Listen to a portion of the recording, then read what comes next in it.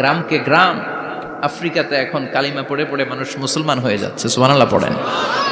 একদিন আমেরিকার হোয়াইট হাউসের উপরেও কালিমার লা ইলাহা ইল্লাল্লাহর পতাকা পতপত করে উড়বে, চিল্লায় বলেন ঠিক কিনা? এজন্য আমরা বলি ওয়াবিল ইসলামি দীনা, ইসলামকে ধর্ম হিসেবে পেয়ে আমরা খুশি না বেজার? After the twin tower attack, the number of Muslim in America already have been doubled. Now it's tripled. Twin tower অ্যাটাকের আগে আমেরিকায় যত মুসলমান ছিল, এটা গত কয়েক বছর ধরে ছিল ডবল, এখন এটা ট্রিপল হয়ে গেছে।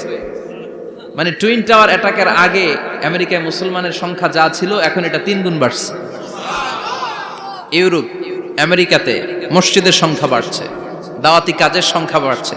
এমনকি হার্ভার্ড ইউনিভার্সিটিতে, অক্সফোর্ডে, ক্যামব্রিজের ভেতরে, MIT, Massachusetts institute of technology, সায়েন্সে যারা পড়ে এদের স্বপ্ন MITর ভিতরে ইসলাম ঢুকে গেছে। এজন্য ইসলামের আলোকে কেউ নিভিয়ে দিতে পারবে? ইসলামের গতিকে কেউ থামিয়ে দিতে পারবে? এটা অসম্ভব।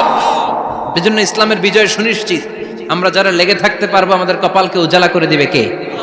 আর বিরোধিতা যারা করবো তাদের সব শেষ, দুনিয়াও শেষ, আখিরাতও আমও শেষ, সালাও।